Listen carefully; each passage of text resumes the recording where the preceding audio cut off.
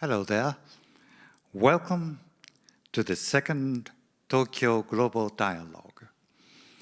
We will start a breakout session number 3, Fallout of the COVID-19 pandemic and crisis of multilateralism.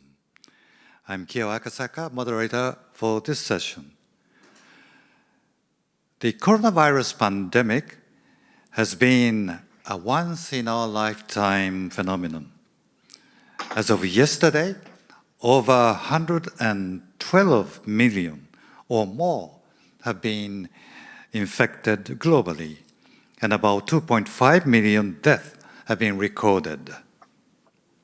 Climate change is also getting worse and worse. The pandemic and climate change have affected not only world economic output and trade, but also our movement, working conditions, lifestyle, and everything else. Above all, the pandemic has prompted many countries to pursue their own interest first, without trying internationally collaborated efforts to deal with those problems. As a result, when international cooperation is most needed, multilateralism has suffered badly because of those unilateral, nationalistic postures of many countries. Our session will address the fallout of the pandemic and crisis of multilateralism. Today, we are very fortunate to have distinguished speakers on the issue. Professor Jason Bordoff, Professor, Founding Director of the Center on Global Energy Policy, Columbia University, SIPA, School of International Public Affairs. Professor Bordoff, welcome. Thank you. Dr. Kasai Takeshi, WHO Regional Director for the Western Pacific. Thank you very much, Dr. Kasai. I know that you are busy, and at about 12:30 Japan time, you may have to leave a little bit 30 minutes earlier than the closing time. We understand, but thank you for taking part in this forum. Madam Mary Pangestu, the World Bank Managing Director of Development Policy and Partnership. Welcome. And Professor Yves Thibeljean, Professor, the University of British Columbia. Welcome. We will discuss what issues have emerged in national and international responses to the new pandemic. Is it possible to restore the functions of international organizations and multilateral cooperation, and how should this be done? What efforts are most needed to address global issues such as pandemic and climate change over the next 5 to 10 years? And then what is necessary to strengthen cooperation between developed and developing countries in global health, climate change, and other global challenges? These are, among many other topics, the main themes for our discussion today. First, I would like to ask initial remarks to each panelist for about 7 minutes. Would you please be kind enough to keep this time limit? First, I would like to ask Dr. Kasai. Dr. Kasai, please. Thank you very much, Mr. Akasaka. And forgive me wearing mask. This is our office policy, but rest assured, beneath this mask, I'm really smiling. Good morning and good afternoon, and thank you very much for having me here at this prestigious dialogue. As Mr. Akasaka mentioned, after nearly 14 months of responding to COVID-19, over the past few weeks, we're seeing for the first time a decline in global reported cases. However, the outbreak is far from over. more than 112 million people have been infected worldwide, and close to 2.5 million people have lost their lives. And these are not just the numbers. Each person has a name and story. And each person is someone's mother's father, child, brother, sister, or grandparents. Here in the Western Pacific region, compared to other parts of the world, we have been comparatively fortunate. While we have roughly 1/4 of the world's populations, at this stage, we only have 1.4% of globally confirmed case and 1.1% of global death. And so far, no country in our region has passed the so-called red line, or the points where critical care needs surpass healthcare capacity. But we are not out of the woods yet. We should anticipate continued surges in the case numbers, but these can be suppressed with early detection and rapid targeted responses. And WHO will continue to support countries to increase their readiness at the subnational level and promote effective vaccine use, combined with non-pharmaceutical interventions. COVID-19, I think it's a clear and tragic example of why the world needs global institutions and mechanisms to respond to pandemic. And there are three major reasons for this I wanted to report today. The first reason is that, like all infectious diseases, COVID-19 does not respect national borders. In other words, no country can escape the risk of infection if a virus is circulating anywhere in the world. And understanding the situations around the world is critical. And monitoring mechanisms are needed to do this. Effective global monitoring requires countries to share key data, and this is mandated in the global mechanism, the International Health Regulation, known as IHR. WHO and countries work together through focal points to connect regularly and share information. This includes not just the number of cases, but also information about the source of imported infections and the transmission status at the subnational level within the countries. Currently, obviously, an important focus of information sharing is monitoring the variants of concern and the subsequent detections and sequencing information that is being collected. And the data collated and shared on source of imported infections can serve as a critically early detection tool for countries. For example, recently, the information shared by Japan with Vietnam triggered a massive targeted response inside Vietnam related to B.1.1.7 variants.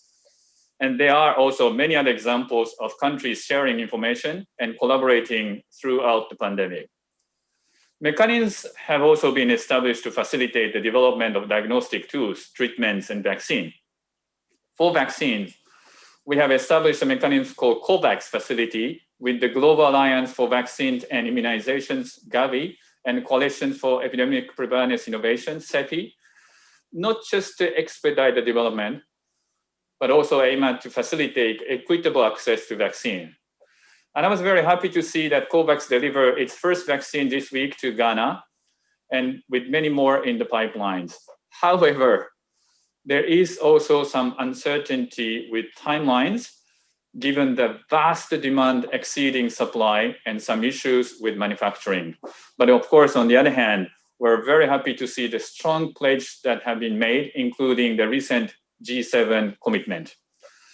The second reason the world needs global mechanism is that while pandemic requires responses at the local and the national level, often these decisions impact the rest of the world. And using mechanisms that coordinate response can help to slow down the spread of virus while minimizing impact to travel and the trade.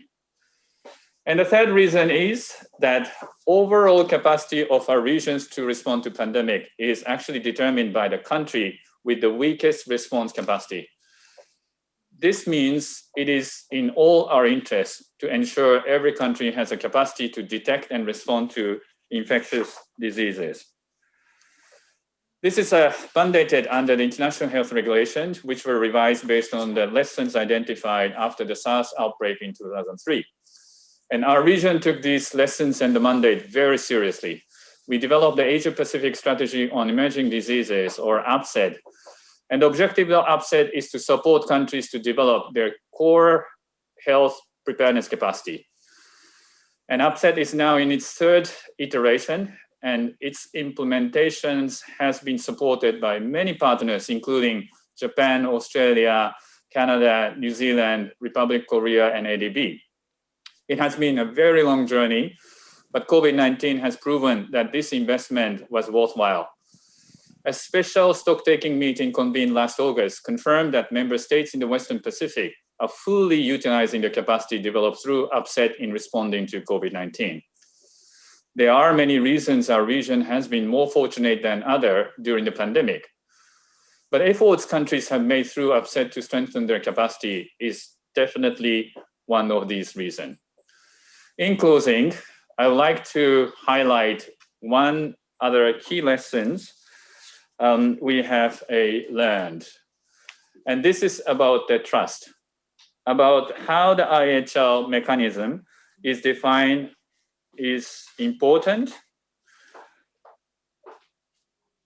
As I said, although how the IHL mechanism is defined is important, I think what is more important is the environment that is created for countries to discharge these responsibilities.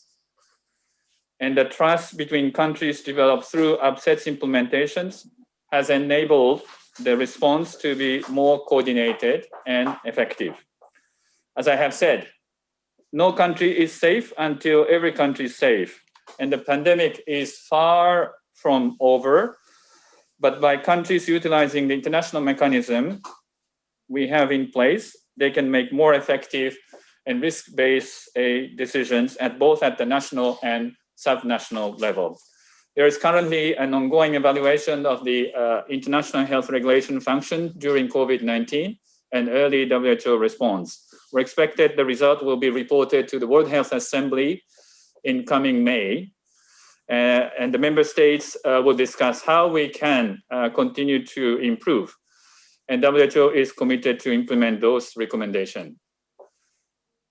We know that current institutions are not perfect, but I cannot imagine what the world would look like today during the COVID-19 pandemic if they did not exist.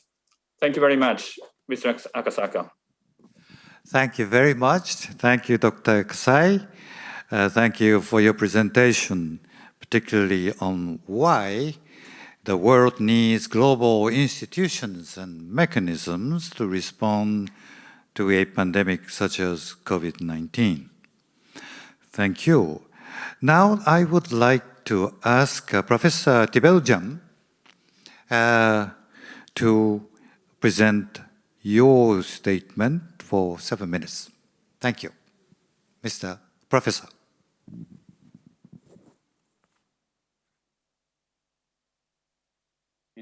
Okay. Thank you, Chair Kasaka-san, and thank you to the organizers for inviting me. This is a great honor to join this wonderful panel. So I will start with a few emerging lessons from the COVID-19 crisis, and then finish with a few thoughts on the multilateral system. So first, I think that COVID-19 has shown the limits of our global interdependence and the risk of our globalization with respect to zoonotics. For example, the list of systemic risks done by the World Economic Forum in early 2020 did not even mention zoonotics and pandemics in the top risks. And we know that there are two avenues. The farm, in case of influenza, all influenzas usually come from pigs and chickens that are near each other, and we know it's a very, very high risk. And the jungle, when it comes to coronaviruses, when we have poor boundaries with wildlife. And what we have observed in this case is they still surprise us. They pop up out of nowhere, and we don't seem to have a good integrated system that follows up and the animal kingdom and the human kingdom, right? The zoonotic intersection. Next point, we have learned with this crisis that the global monitoring and alarm system had improved a lot from SARS-1, but still failed on several counts. First of all, there was slow identification, as we know now, in the fall 2019, when the very, very first cases have emerged. Second, we know that at the points of origin between December 27, when the first data came out, and January 20, there were significant delays in transmitting information and in taking strong action, mostly caused by domestic politics. And in particular, this was a very unlucky timing because the political congresses in Wuhan and in Hubei were taking place at this time, and they seem to have overridden the urgency in response. Clearly, of course, in the pre-Chinese New Year time, it was also very, very difficult and costly to take strong action, which finally were taken after January 20. Third, the WHO mechanisms to declare a public health emergency of international concern was too slow. It was done on January the 30th, and March 11 was when the WHO called a pandemic. And yet we know that, for example, Taiwan declared an emergency on January the 14th. Singapore and Korea triggered their emergency committees and a full emergency by January the 22nd, Mongolia by January 19th, and several top scholars, such as Michael Osterholm, called the pandemic as early as January 20. We understand that the process in the WHO is very careful, and there was disagreement in January 22nd, 23rd in the emergency committee. But we know that to be more useful in the future, maybe this has to happen faster. We also know that most countries around the world outside Asia failed to activate emergency responses even after January 30th, when the PHEIC was announced, including Europe and the US. So that's a separate kind of failure. Next, in terms of responsiveness, we find great variation in processes and outcomes around the world. Most of East Asia was actively prepared around procedures and coordinating committees and legal procedures, including very strong procedures around their CDCs and scientific principles. Capacity was built over years with a strong role actually played by WHO, by the ADB, and by countries like Japan. That includes the procedure that China triggered after January 20, with very strong scientific bureaucratic mobilization. One surprising outcome is that the Global Health Security Index produced in the fall 2019 by Johns Hopkins University with other partners proved to be a very poor predictor of performance with respect to COVID, in particular when it comes to the US, the UK, many European countries, and by contrast, countries like Vietnam or Thailand overperform relative to the index. So what we learned is the key for high performance was institutional capacity, trust in science, and social trust and social resilience. Next, we have found a process of rapid contagion. The pandemics can trigger a very rapid contagion from a global health crisis to an economic crisis, which instantly hit the world in March 2020, to a social crisis, and even to a geopolitical crisis. So I think we're learning that preparation for such events has to now be holistic around all domains and not just purely on the health domain, which calls for a systemic response at a higher level, such as the G20. We also know that the global governance response in 2020 underperformed what was possible at the leadership level because it hit us at a time when the US administration did not support global institutions, and also because of US-China tensions. So again, the timing was very unfortunate. We also see a big turnaround now in early 2021 and new momentum with the Biden administration. So I think we will remember historically that there were two phases of COVID as a result, demonstrating the crucial role of the US at the heart of global governance. However, we have seen a strong show by institutions such as the WHO, the ADB, the AIIB, the IMF, the World Bank, and even the EU in coordination with the WHO when it comes to COVAX. We have also seen strong regional responses in Asia, Africa, and Europe. Europe after July, but not before July. In Africa, the African CDC did very well. And is a very interesting shift in Asia, where ADB and AIB both shifted their resources toward the pandemic and in a way were congruent in their actions.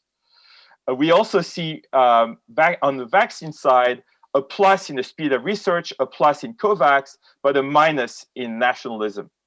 Finally, we see rising inequality arising out of COVID as a real problem and rising anger and frustrations that have pushed politics in many countries. We see a huge mental health damage. So in conclusion, what should be done? What do we learn in terms of multilateralism? First, there is danger and urgency to demonstrate multilateral capacity and hope for normal people in the context of anger, something that has to be very concrete in their life. The most concrete that we have now is COVAX, and with the shipment that took place in Africa yesterday, and I think today with Côte d'Ivoire as well. Second, we have an urgency for peak coordination, and that's where the G20 failure in 2020 was hurting. We need the G20 to support organizations and regional organizations at all levels. We need to enhance the tools for monitoring, prevention, and responsiveness. We need to, in fact, have more responsiveness than we could have on the current structure. We need to find a ways to enhance methods to trigger an alert faster and everywhere. We need a faster coordination in economic mobilization, and we need collectively to also find ways to diffuse security tensions that have escalated at the same time as COVID and made things worse. Thank you very much. Thank you. Thank you very much. You have raised a number of important points, including limits and challenges of global institutions, including, of course, the WHO. We will address these problems later on. Now, I would like to ask Madame Pangestu to speak. Thank you. Thank you, and good day to everyone. I don't know what time of day and everybody is at, but I wanted to address the topic today, which is about multilateralism in crisis and how do we respond to the various challenges that we have in front of us. And so I think we all know that multilateralism has been in crisis in the last 5 years, especially since 2016. With the absence of the US leadership, but also leading to the confidence in the multilateral agreements and institutions such as WHO, WTO, and the Paris Climate Agreement. So in the absence of the usual rules and norms and countries taking leadership to engage for cooperation and taking actions together, this did not happen at a time when you had this once in a lifetime crisis happening. So my main message here is that despite that lack of the multilateral institutions working, the international cooperation on the ground by multilateral and international and regional institutions still can play a role and did play a role during the crisis. Let me try to explain this in the context of the health and vaccine challenge that we faced. I think early on in the crisis, like around March, April, May, we saw a lot of restrictions on exports of medical supplies and food, which led to shortages and spikes in prices, and the poorer countries really not being able to access it, or being able to access it only at very high prices. With some agreements around G20 at the time and a lot of pressure from a lot of places, not because of the WTO enforcing its rules, it actually calmed down a little bit. And fortunately, the food prices came down, so we didn't have a repeat of the 2008 food crisis. And the G20 came up with a kind of an agreement that countries can restrict for emergency purposes, and it is accepted if they follow these principles, which was that it should be measured, targeted, transparent, and time-bound, and that they should be notified to the WTO. We don't quite know whether that worked or not, but actually, if you look at the data, the restrictions did come down, the food prices did come down. So I think there was, in a way, some, without the WTO ruling on it, there was some cooperation. And so in a sense, G20 did kind of deliver on that front. But I think that the big question now is whether the same kind of principles can now be applied to vaccines, because we do know that there is a lot of issues around the restriction of exports of vaccines out of countries that have the production facilities in the name of I want to vaccinate my own population first. And we at the bank, I'm taking very much a developing country perspective.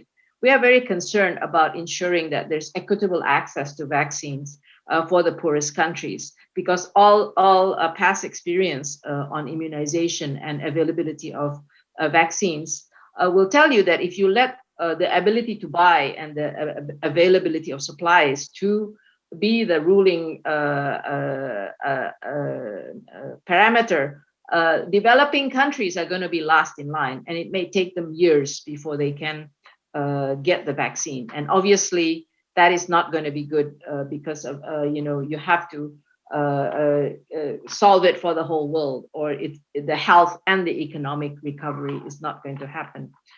So there is a multilateral initiative, as we all know. I think Kasai-san mentioned it, the COVAX Multilateral Facility Fund, which was intended to buy and provide advanced purchasing from manufacturers for availability for developing countries. At least 20% of what developing countries needed would be provided by this facility. But unfortunately, until recently, when they got a boost of $4 billion from the US, there were a lot of uncertainty surrounding it. Now after a couple of months, they have the funding, but then the most important constraint, which is the supply side, the limitations of supply and manufacturers already being booked by developed countries, and some would say overbooking, buying 5 times what they need, is becoming a big issue. So this is where the G7 came up with some initiative for excess supply to be redirected to developing countries. We'll have to see whether that really is going to happen or not. But there is all countries are actually implementing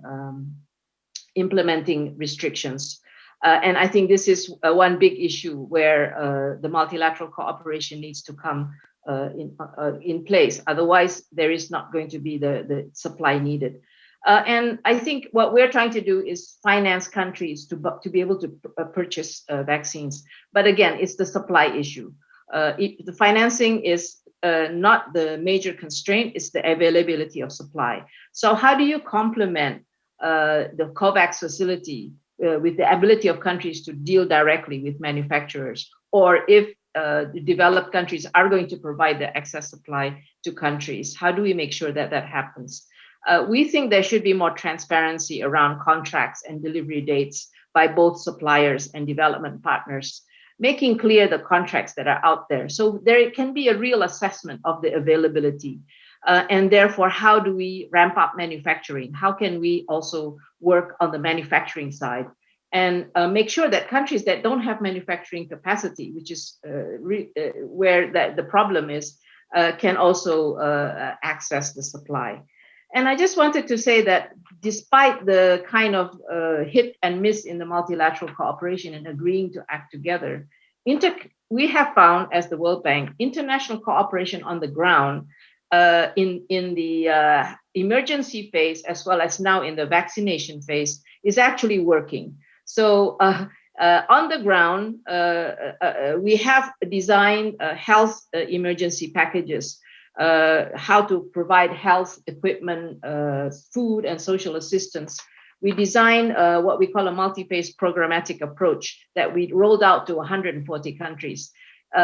Designing it as one package allows us to not go to the board for every single loan, just go as a package.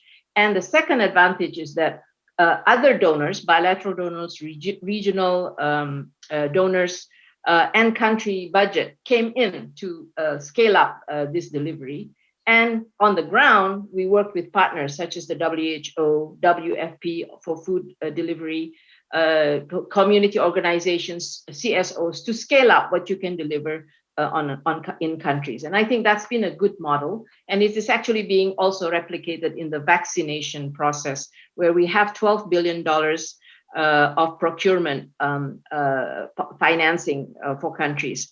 And it's not just buying the vaccines, but also the vaccination process, vaccine readiness assessment frameworks, which we designed together with the WHO. It's already been completed in 123 countries, allowing us to roll out 39 programs in around $3 billion worth to be able to be implemented. Now just waiting for the supply, basically. And implementing it on the ground with UNICEF and other partners. And we learn a lot, I think. Everybody is learning a lot with partners on the ground on this. How do you actually roll out vaccination? It's not just the procurement side. The system of registration and monitoring, how to avoid elite capture. We've had few cases of elite capture in the delivery of vaccines. Infrastructure, cold chain, health facilities, training vaccinators, communications, dealing with legal issues related to procurement and indemnification.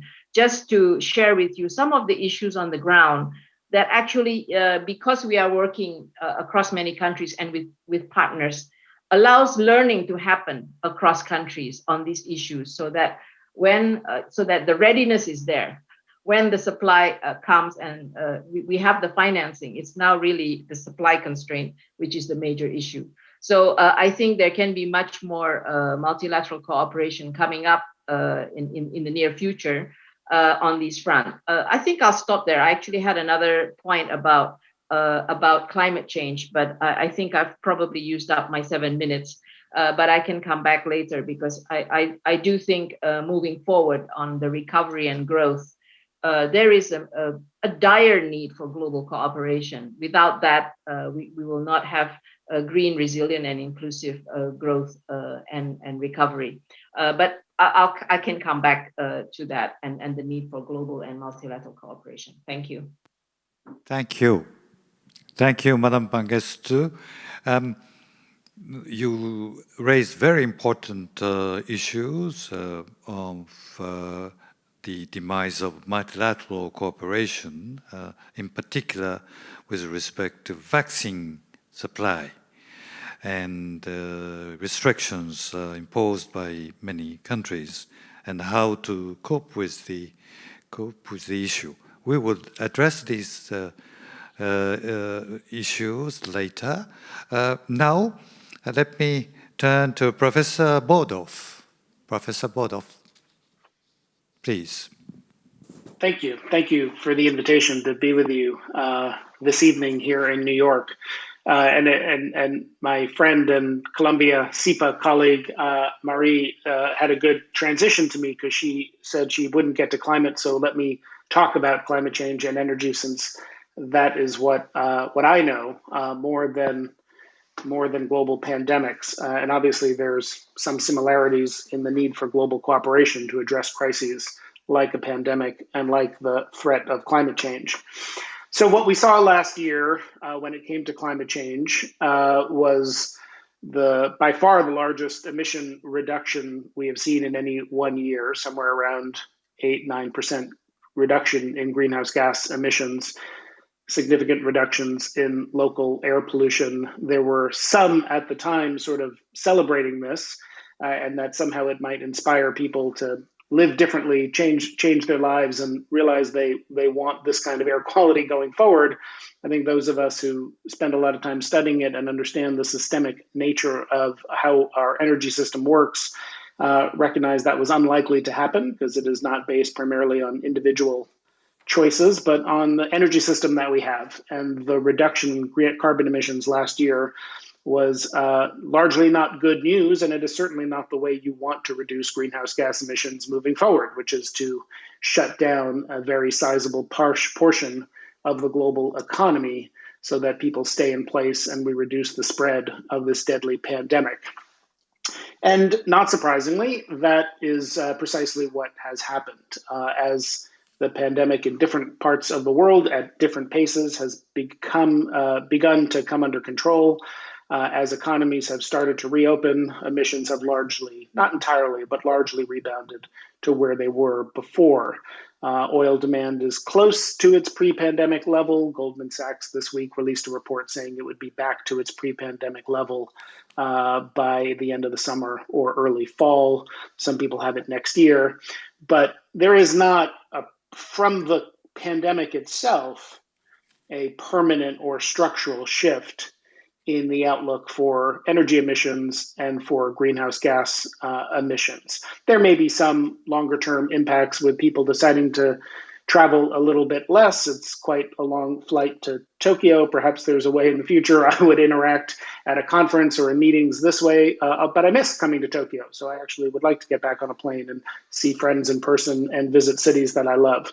So, and there's been actually some shifts in behavior that point in the other direction, like people taking personal vehicles rather than mass transit. And we've seen in several large urban cities around the world, car use actually going up and gasoline use going up because people want to be isolated. So it kind of cuts in both directions, but nothing significant and structural from the pandemic itself. As a result, when it comes to where we are on climate change, we are not in a good place. Emissions continue to rise each and every year. And remember, they not only need to stop rising, we need to bring them to net zero if you want to stabilize temperatures and prevent concentrations of greenhouse gas emissions from continuing to rise. We understand from the UNFCCC 1.5 degree report and other studies that even well below 2 degrees can still have some pretty significant and adverse impacts. And so at the same time that we're not making nearly enough progress, the goalpost, the ambition that we have is increasing. Net zero 2050 is sort of a galvanizing goal for many companies, for many countries, but we're nowhere close to being on track to take a goal like that seriously at present. So I think what Marie was getting at, which I completely agree with the little comment she made at the end of her remarks, was whether there's an opportunity coming out of this pandemic to get somewhere close to, if not all the way, on track with where we need to be toward deep decarbonization.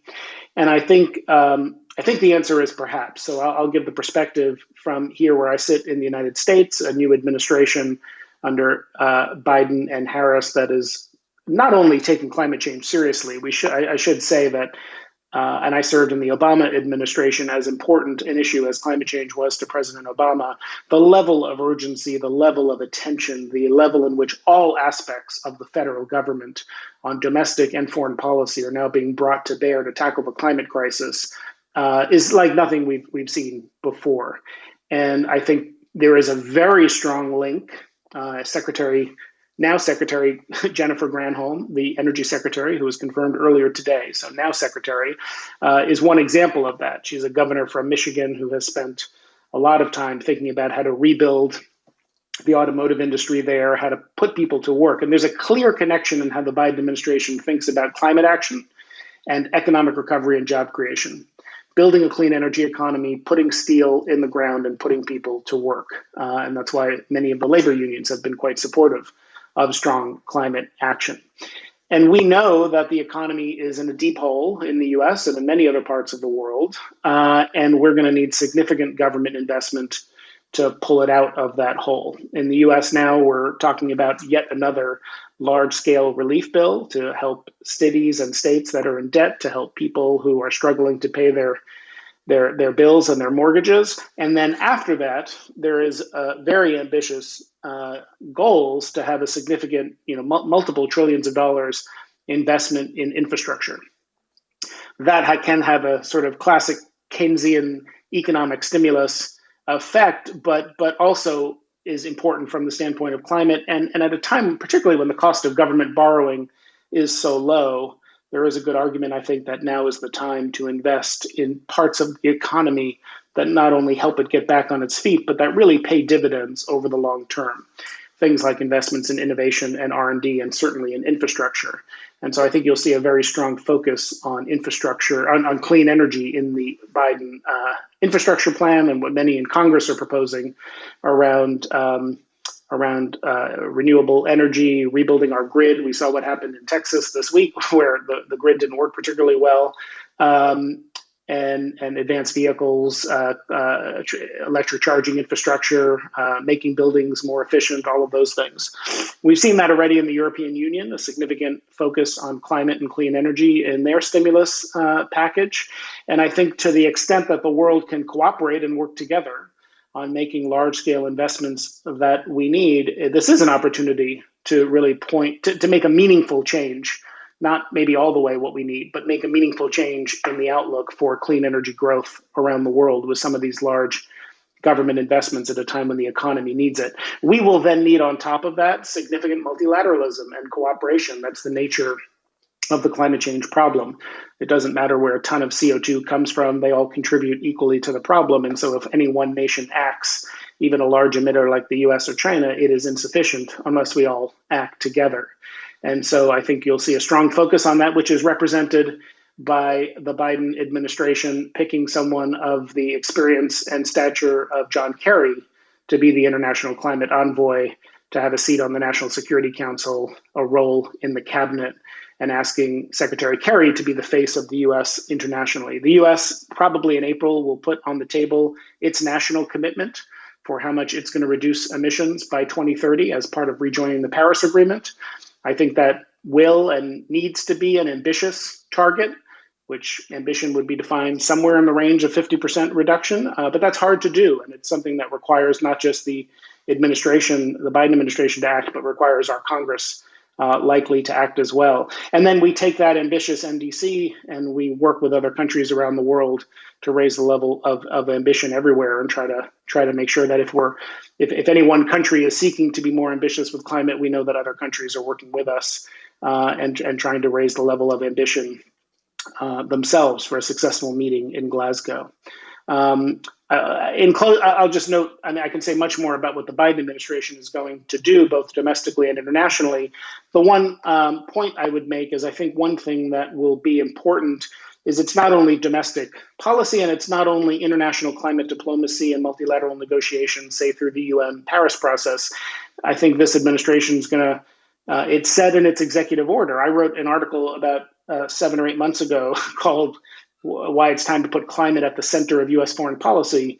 And I was pleased to see in Biden's executive order a header, a title called Putting Climate at the Center of U.S. Foreign Policy. And you're going to see in all aspects of foreign policy and national security and international economics a renewed focus on thinking about issues through the lens of climate change. That would be the trade agenda, how we work with the European Union on things like carbon border adjustments, the U.S. Treasury Department and how it uses tools of multilateral finance like the Development Finance Corporation. I think someone, maybe it was Marie, mentioned the debt relief challenges that are going to exist moving forward. How do you incorporate climate into some of those considerations? So a much broader effort to use all the tools of foreign policy and economics to think about how to address climate change with our partners around the world. And for that, obviously, multilateral cooperation will be essential. And I think you're starting to see the Biden administration on many issues, including climate change, remind the world, as he did at the Munich Security Conference last week, that he said America is back. I think now we have to show that that's true and live up to that, not with deeds that match the words. But there's a strong desire to re-engage multilaterally, I think, in this administration. Let me stop there, and I look forward to the discussion. Thank you. Thank you very much, Professor Bodov. You have given us some optimistic view of the Biden administration's America is back, and we are expecting meaningful change and more international cooperation on the ground for climate change policies. Now, we have concluded the initial presentation by 4 speakers. Now I would like to ask a panelist to respond briefly, 1 or 2 minutes at most, to others' remarks. Anybody?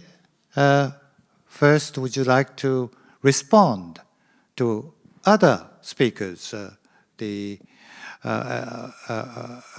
statements?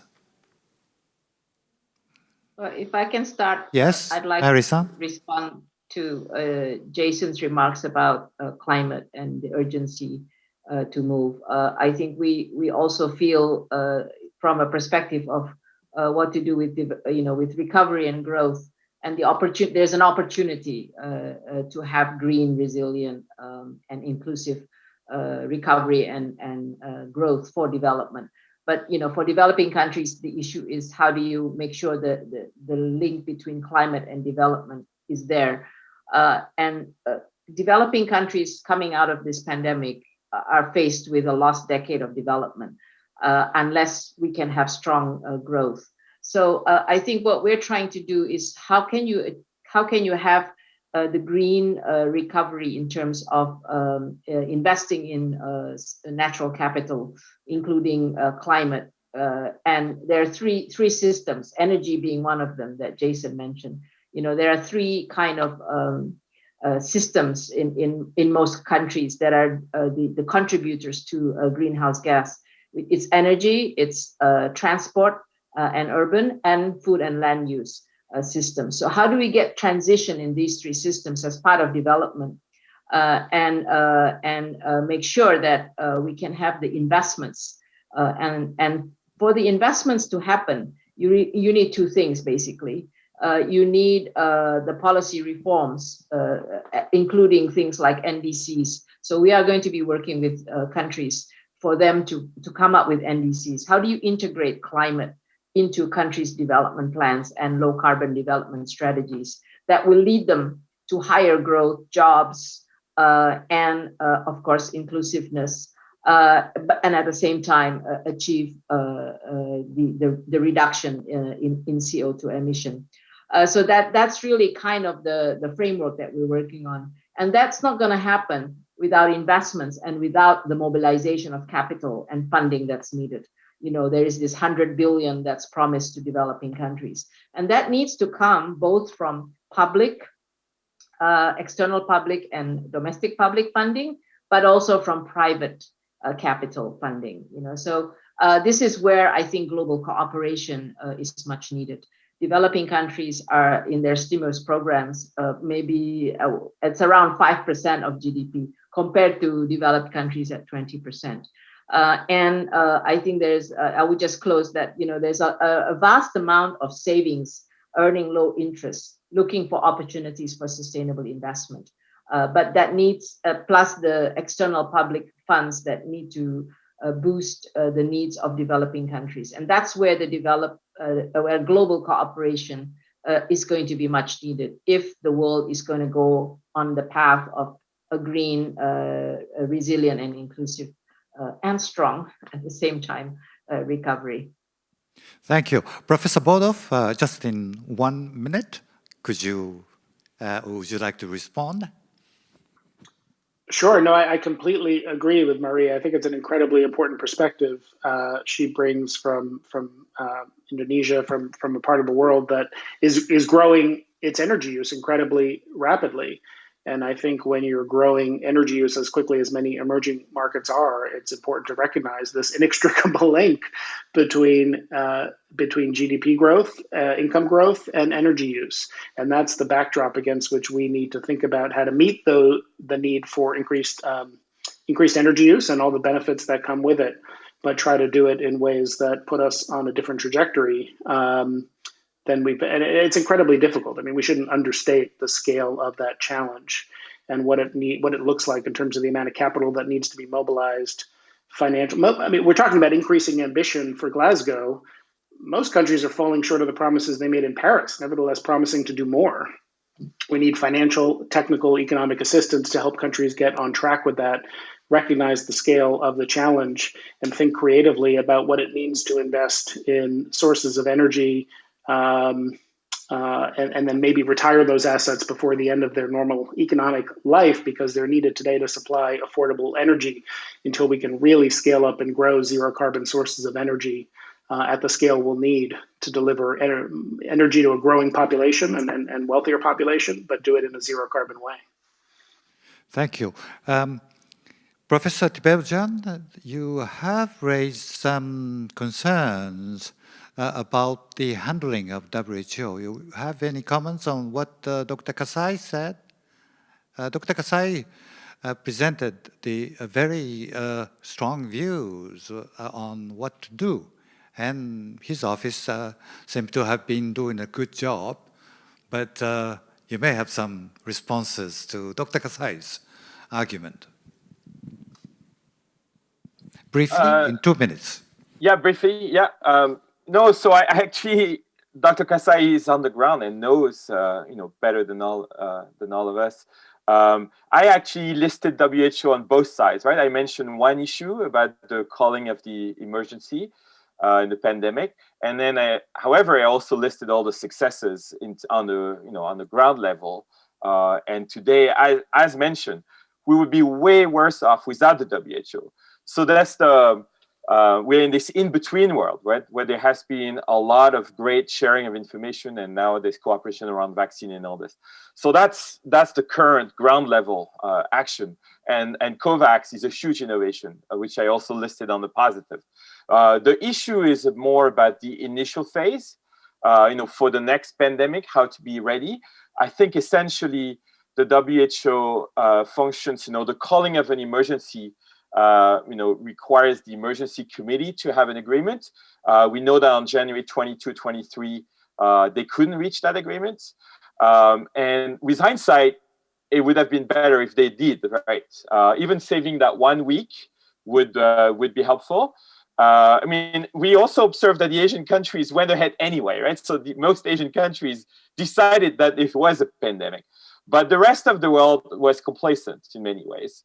So that's the part where we can learn better for the next time, how to reduce that time, reduce the complacency that was still present, and then find a way. The WHO has not been crafted or not been designed to be a rapid reaction force. Michael Osterholm, who is now on the Biden advisory team, has written a lot about this in his books, right?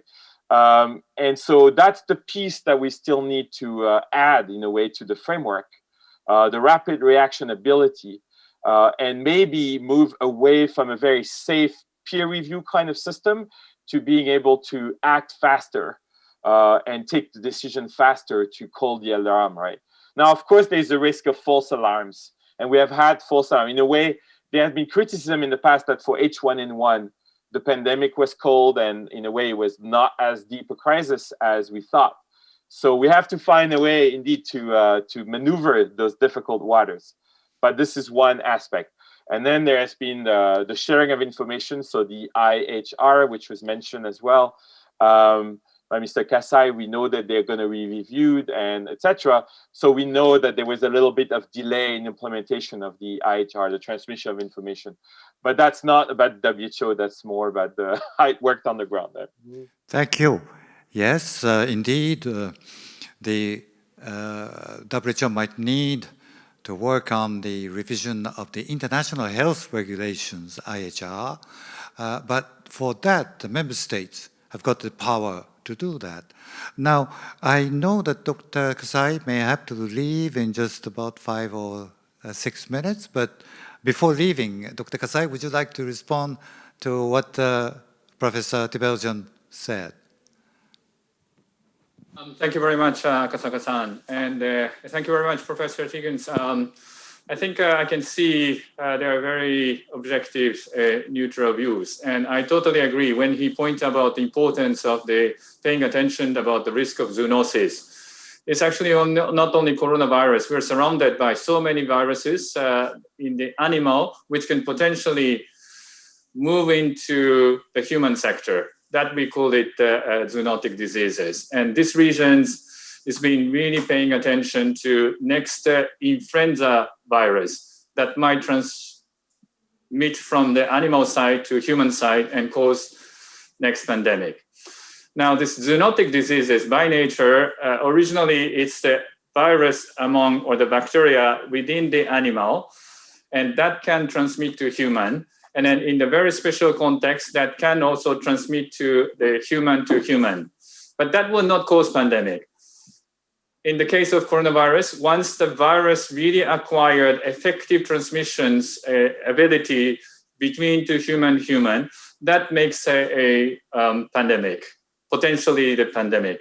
And so how to judge those boundary, whether the virus is still animal virus or virus acquires certain level of capacity, but only transmit into the human with a limited condition, versus the virus can really transmit in a sustainable way among the humans.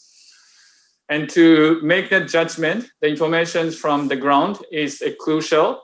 And currently, there is ongoing a review whether there will be a sufficient information sharing or whether there will be a sufficient capacity to detect those informations or not. Working in the past in the clinical setting, seeing a pneumonia with unknown cause, unknown origin is not unexpected things. There are many of those kind of things. Then how we can catch that this is something very unusual things occurring and can proceed to testing is actually this review needs to objectively, I think, evaluate. And then touched upon the emergency committee based on the SARS 2003 experience to avoid any subjectivities of the organization. We have the member states revised international health regulations to pull the expert around the world before the crisis and called on those experts and then they provide the information and let them discuss and then give the advice to the Director General, who has now the responsibility to make an announcement of public health emergency of international concern. And the first meeting organized January 22nd and 23rd, the expert opinions are completely divided. And that's the reason why it didn't proceed, but made the recommendations that we have to continue to monitor the situations. And then if we have to see again, that was the recommendations. So hope that all those review would go through with the right information and hope that provides guide us good information for us to continue to improve our institutions so that we can better serve the people. Now, since I'm leaving early, I apologize, but I know that the people around the world are really tired of COVID-19, but I'm afraid this is going to be like a marathon. And I see this is like we're in the same boat, not the separate boat, but in the same boat. So we are in this together and we can only get out of this together. And I really wanted to commit that we'll continue to connect member states and then come up with the coordinated response and provide the support to the country where they need support. But vaccine is going to be the challenge. We definitely need a fair, equitable distributions between the international community, but within also the country. And I really wanted to count on the speakers or everybody connected in this dialogue's help in advocating this issue. We are only safe if every country is safe. And so again, Mr. Kasaka and then the organizer, thank you very much for having me this opportunity. Thank you very much. Thank you very much, Dr. Kasai, for your participation in this forum. Thank you. I wish you all the best and continuation of your good work. Now, I would like at this stage open the floor for questions. Questions from the floor. The listeners, if you have any questions, would you please put forward your questions on chat? Waiting for your questions, I would ask any panelist to add your comments and remarks.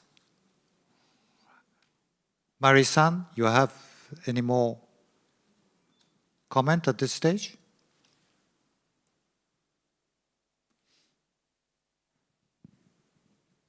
Pangestu-san?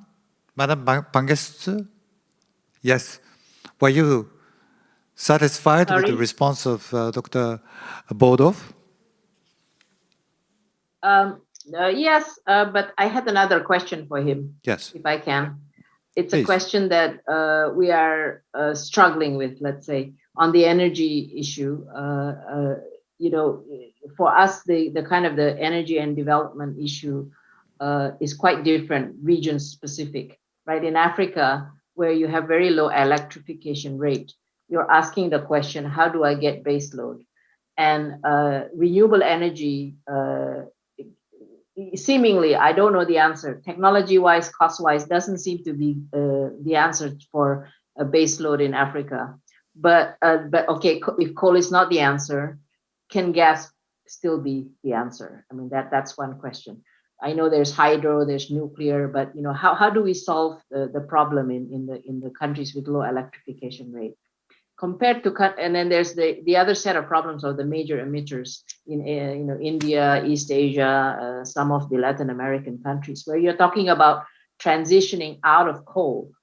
How do we do just transition out of coal, and how do we deal with the political economy issues and the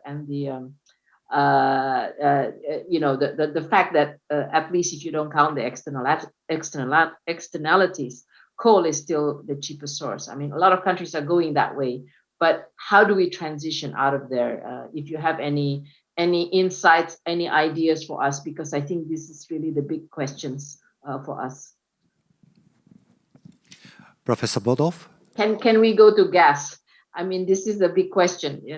Is gas an accepted alternative if you don't have any other sources of energy? Yeah, no, it's a critically important question, and it's the role of gas is controversial. It's obviously Yes. a fossil fuel, although and we're solving multiple problems, climate change being one, air pollution being another. And so from an air pollution standpoint, it's certainly better. From a climate standpoint, it is better, but obviously you need to understand, gain better insight into how we think about things like methane emissions and the full life cycle emissions. And those look different in different parts of the world. We're going to have satellite capability soon that'll give us a better understanding about the full life cycle footprint for gas. As I said at the beginning, if you think about stabilizing global temperature increase to anything close to 1.5, and that's almost inconceivable at this point, but it is what we should be aiming for. You need to get to net zero, and it is net. It's not just zero. There's going to be a role, and we're spending a lot of time, colleagues at Columbia, studying carbon capture technology, direct air capture, uses of synthetic fuels, electric fuels like hydrogen and ammonia. Some of those may be made with gas, with carbon capture. So the role of gas is going to look different in different sectors. I mean, you talked about expanding access to electricity. In the US, electricity is about a third of gas demand. The other parts are buildings and industry. So industry is an important source of gas use around the world. And the pace of transition to zero carbon and the role of gas is going to be different in different sectors and different in different parts of the world. I think when you look at the poorest countries, which have very little access to electricity at all, the cost of renewables have come down remarkably, as you know. And the role of renewables and distributed microgrids can make a lot of economic sense in different places, and renewables can compete economically with coal in many, not all, but in many parts of the world.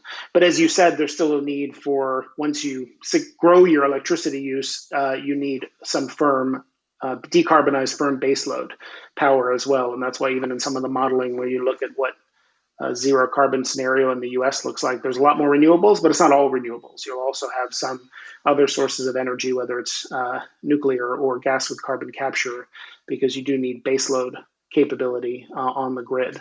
I think if you go into a rapidly growing emerging market country and you have Secretary Kerry saying, we are going to push back on coal projects through China's Belt and Road Initiative, we don't want to see any more of those.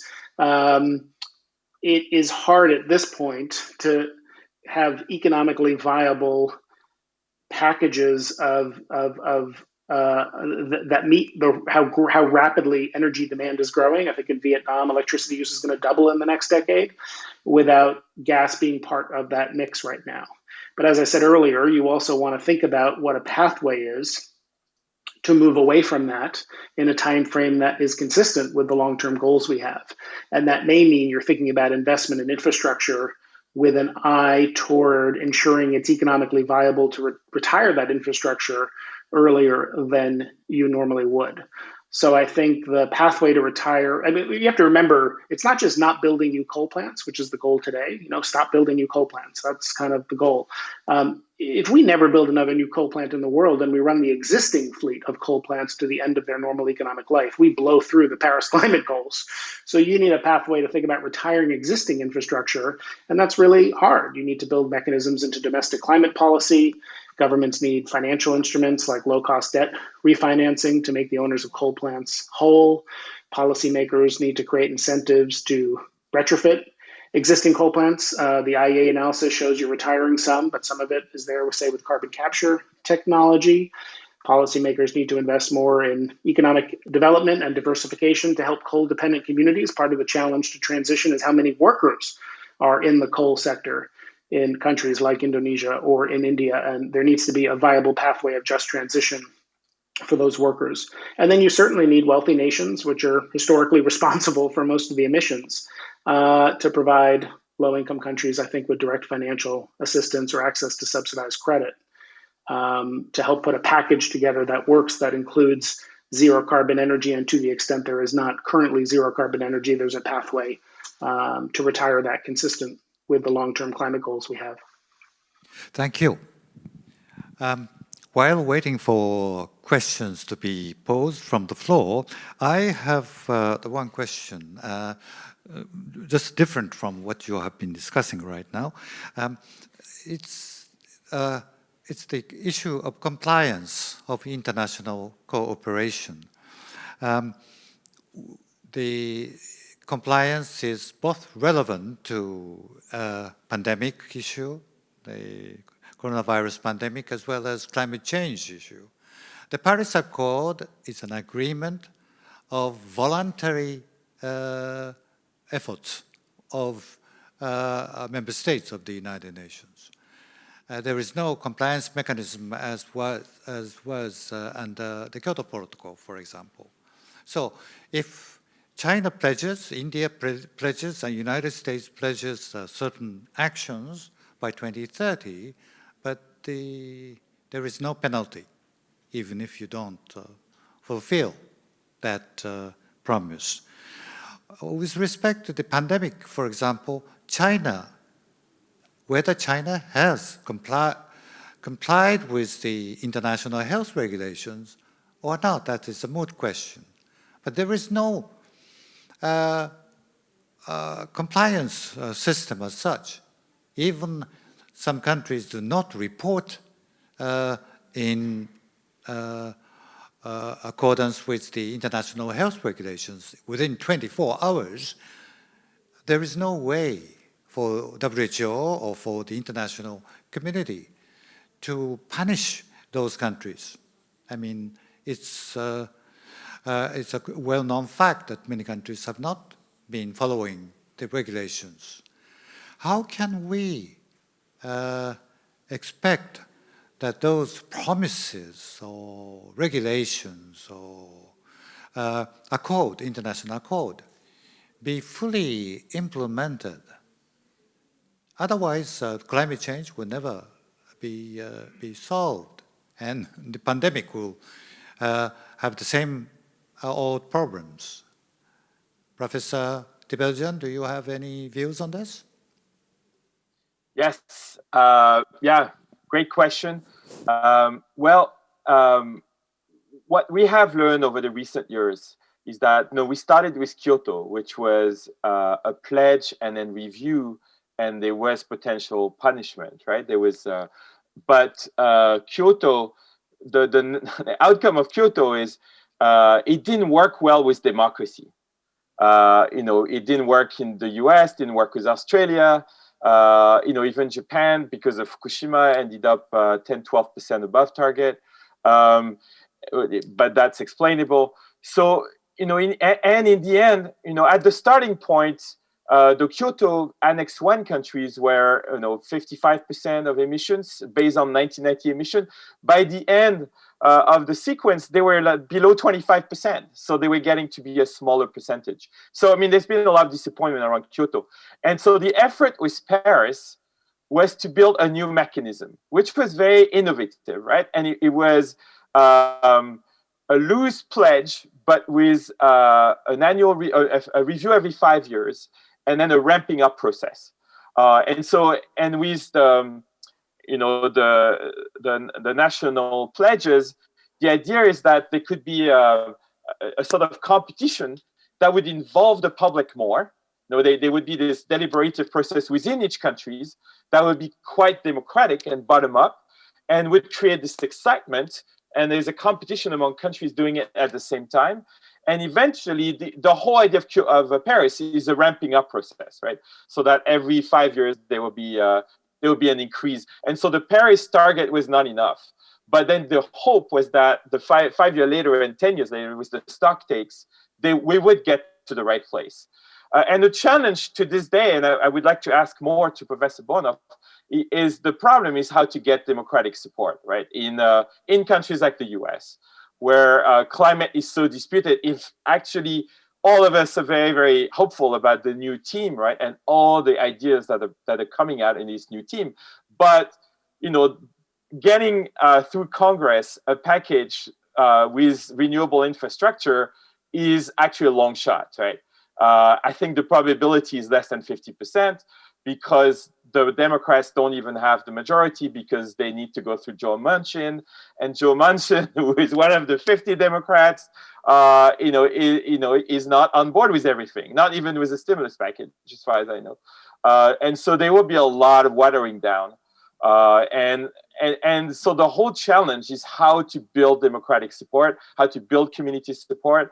And so that's why a pure international mechanism, an international punishment mechanism, doesn't work well with democracy, right? It goes against democracy in many ways. Sometimes the public votes against it. They don't want to follow their commitment, right?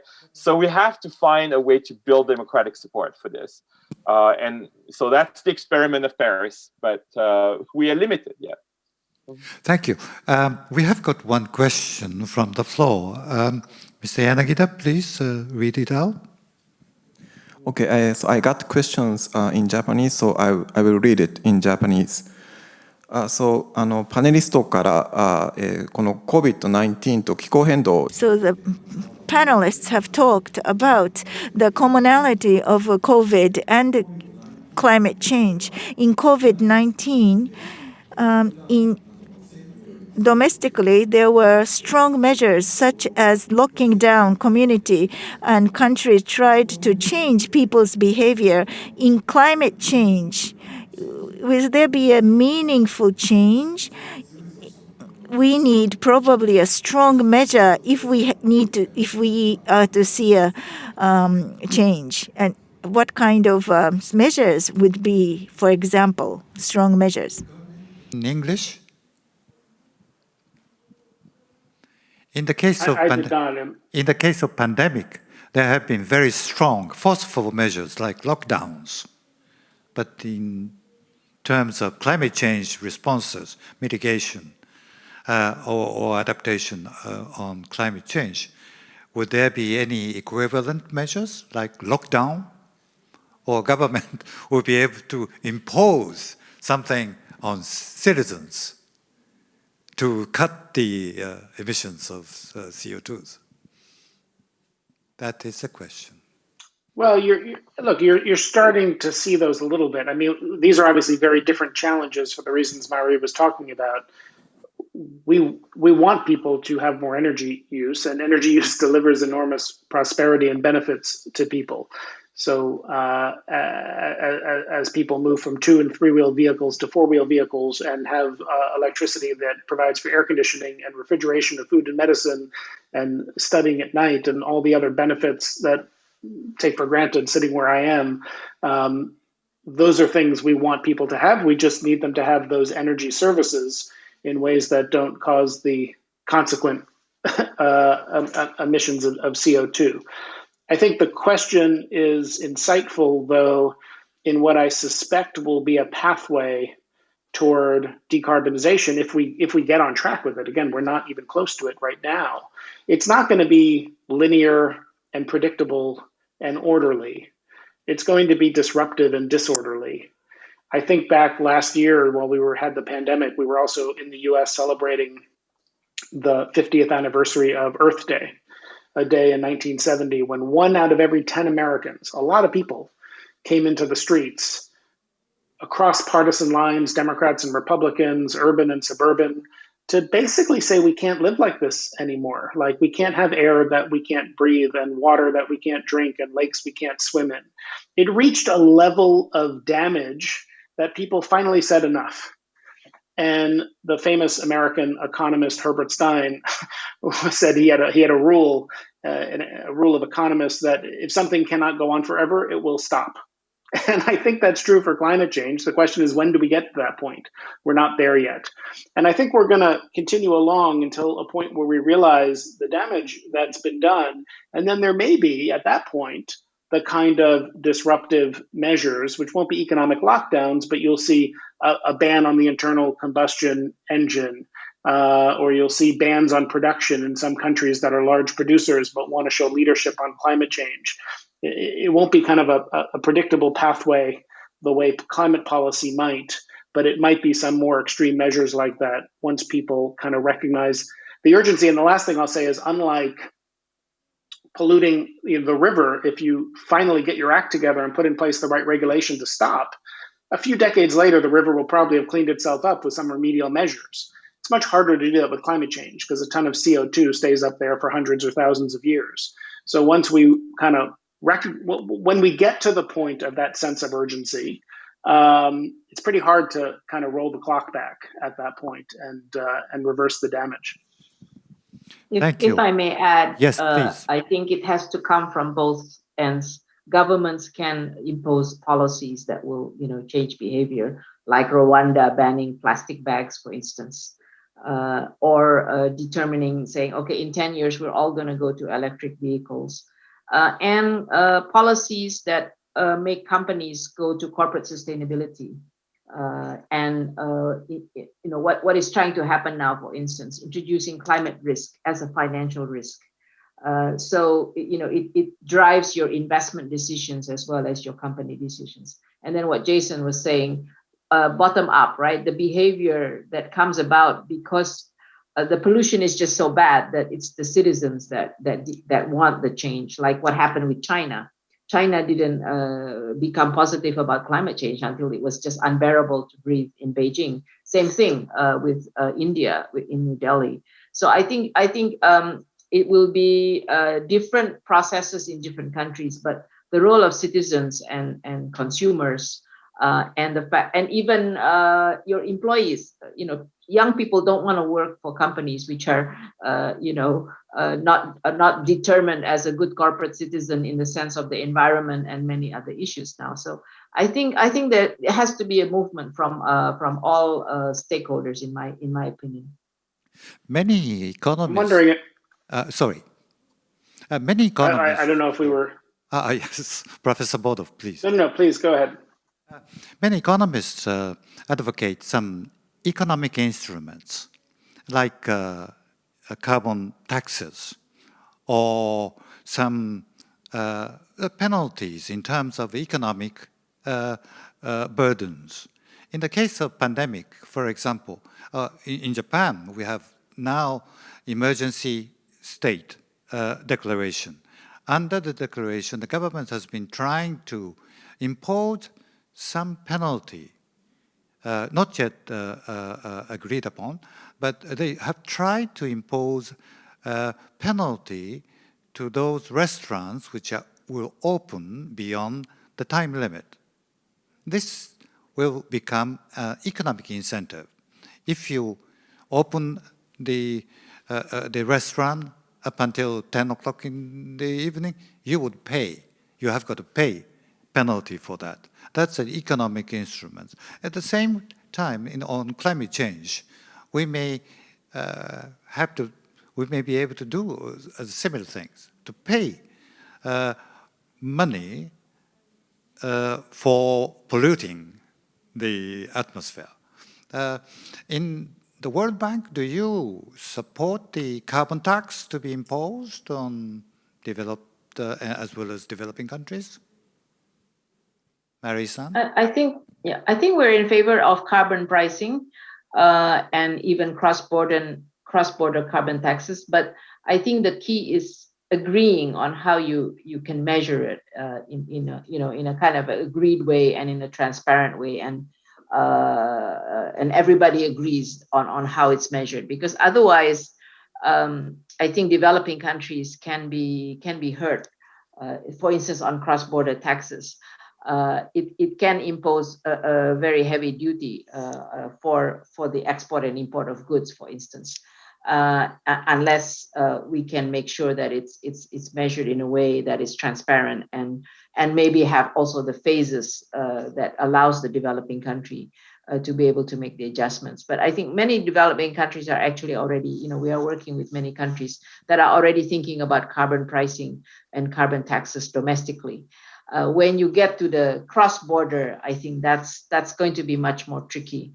And that is where I think the WTO actually needs to come into the picture to make sure that, however way you measure it, that it's not going to be used as disguised protection, for instance. And that's still, I think, some ways in coming, but Europe has already started to impose cross-border carbon taxes in a way unilaterally. And I think this is going to be the interesting test case. And developing countries have to adjust, right? They have to either change their production methods or their delivery methods or whatever to make sure that they don't get impose a tax. So these are, I think, some of the really forward-looking challenges that will require global cooperation, both at the WTO level as well as in the climate change discussions. For a long time, I'm a trade person. For a long time, I think back in 2007, when we were talking about this, we started talking about this. You asked a question earlier, Paris climate action, no sanction, WHO, no sanction. WTO has sanctions. And that's why everything wants to be linked to WTO. So there was a lot of discussion how we should be linking it to trade, because WTO is the only actually international multilateral institution that can impose sanctions. But then we in the trade world, we argued back, okay, that's fine, but you've got to make sure that these taxes are imposed in a way that doesn't distort trade or investment, and I don't think we've come to the point where we can actually say we can have this objective measurement in a transparent way and in an accepted way. Thank you. Professor Bodov, I'm sorry that I have interrupted. Did you want to say something? I was going to ask Maria a question from her comment before. I agree with what look, I think there's a very strong, good economic argument for a well-designed carbon tax or carbon price in another way. I think that makes a lot of sense. It's not everything we need, but it's a very effective tool if it's designed well. And often political compromise means it's not designed well. I think it can be administered and measured to be applied domestically. I think then the question of carbon border adjustments comes in to try to level the playing field with imports and exports. And again, as a matter of theory, it makes a lot of sense to do that. But how you actually implement that is incredibly difficult and complicated to understand what the carbon content of, a roll of steel is nevertheless a manufactured automobile or something. So I think it's very susceptible to protectionist abuse in the way that I think Marie was suggesting. Kind of comes to your other comment about whether there should be penalties. Can we actually say, even if there's not domestic support for climate action within a country, as there is not for stronger climate action in the US Congress, you can penalize countries or use punitive measures to get them to take stronger action. And, that starts to look like sanctions. I mean, that's the approach the US government has taken to try to compel Iran to go on a different path with its nuclear weapons program. I'd be curious from Marie's view as a trade expert. I mean, I do think that runs a risk. Excessive use of penalties and sanctions to compel other countries to take different behavior will inevitably lead to tit for tat retaliation, efforts to evade the sanctions in some way, whether it's by getting off the dollar, using other international financial instruments or such. So I think look, if there's not political will within a country to deal with the problem of climate change, it's very hard to compel that country to do it nonetheless. Thank you. We have another question from Mr. Isaac Lee. Do the panelists have any comments on the use of technology in the post-COVID-19 recovery? For example, in developing internationally recognized PCR testing passports or vaccine passports. What is the role, capacity of multilateral institutions in developing such solutions? Or will the private sector play an outsized role? Professor Tibeljan, do you have any comments on this question? That's the tough question. So you can answer it in two ways, right? First, you can you can evaluate this from a functional way, and clearly from a functional perspective, there is a need for indeed a fair, equitable, measurable, etc. ways for the vaccine passport, for example, or PCR test, right? So there's a need for those things, and clearly it would help resume travel and all this. But then you get to the political reality, and especially when it comes to anything electronic right now, such as an online vaccine app or even PCR test, the reality is we have now a tech divide, right, between China and the US. And so the trust at this point between the two sides is so low that I cannot see how they would support a global technology solution for things like that. However, that leaves room for several options. So there could be several clusters, some of which could be coalitions between private sector and regional organization or IOs. So I'm sure some things will develop, and there will be several options, maybe just like we have several vaccines, right? But it may not be a global one, given the current level of trust. And on the earlier discussion on carbon tax, carbon sanction, etc. This is a great topic as always. We do see some countries that have already put very coercive tools at home, right? That includes the EU with carbon taxes that are high in some countries, but also China, which has shut down the provision of coal in some cases, in some cities, right? When they reached the target, there was no more coal and people were cold, right? Or on EV, I mean, China has very strict goals to have no more combustible cars after 2030 or 2035. So, there are certain advances like this, but, on carbon tax, there's a big lesson from, for example, France, where the introduction of the carbon tax led to the Gilets jaunes protests, right? Which became a national movement. Because it was done, again, as mentioned by Professor Borov, it was politically badly designed, not socially neutralized. You have to neutralize it in social impact. And so it led to a total protest. And in a way, it has set back the effort in a place like France. So those are very difficult things that have to be designed. But hopefully, we have to do it with global support and best practices being shared, and et cetera, et cetera. Thank you. I'm afraid that time is getting short and we have only 5 minutes left. I would like to ask each one of you to say some remarks, final remarks within 1 minute, whatever you would like to convey to the audience. Inspiring words and the impression of this seminar, whatever. But whatever you want to say to the panelists on these questions we have discussed in 1 minute. First, Mary-san, Pangestu-san, would you like to start? I think we should use the opportunity that the COVID crisis, the climate crisis, and the crisis of having to recover as an opportunity.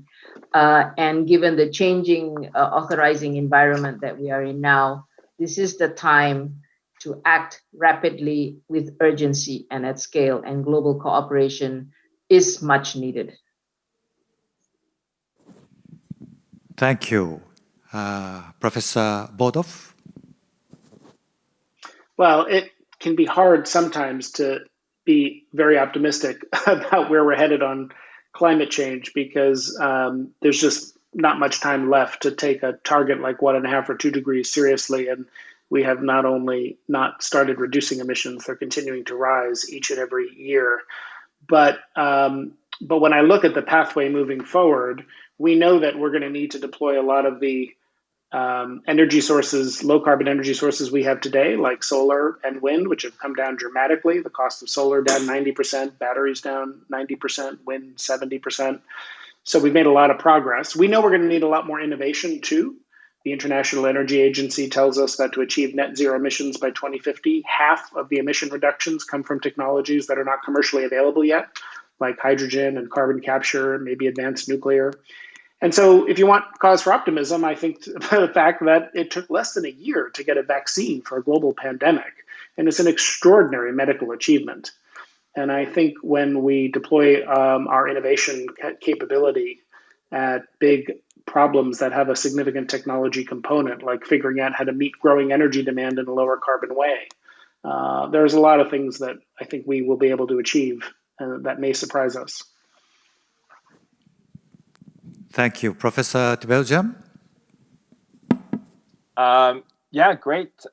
So I think 2020 was a year where we both faced a great crisis of trust and a bit of breakdown of multilateralism and extraordinary innovation, including vaccine development, COVAX, and all kind of things, and regional level development and the like, and things like RCEP that we didn't mention. And so we must learn from this that we are at a bit of a critical period of time, both in terms of climate pandemic, but also the current geopolitics and the great transition in the global system. And so we have to really see how high the stakes are and use the window of opportunity that there is now with the new Biden administration. There is a real great window of opportunity in 2021. And a lot of the work has to not just be in technology and economic thinking, but also at the level of governance, at all levels, global, regional, multi-actor. We can do much better as humanity than what we did in 2020. Thank you very much.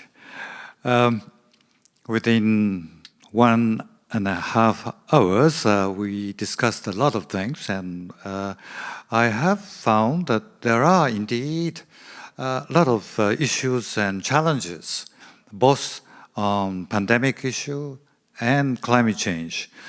But today we have found that there are some encouraging news, although it is still hard to be optimistic in both fronts. But on the pandemic side, vaccine is now getting more and more available, although the supply problem has been raised. On climate change, America is back, and we can be a little bit more optimistic about Biden administration's the policies on climate change. There are a lot of common challenges and problems on pandemic issue as well as climate change. But let's try to be optimistic, and we shall see that there are indeed ways and accumulated knowledge of how to cope with them. With that, I would like to conclude our very productive session, and I would like to thank all of you, all the panelists. Dr. Kasai has left, but including Dr. Kasai, I would like to thank you all, and also I would like to thank the listeners and the viewers of this session.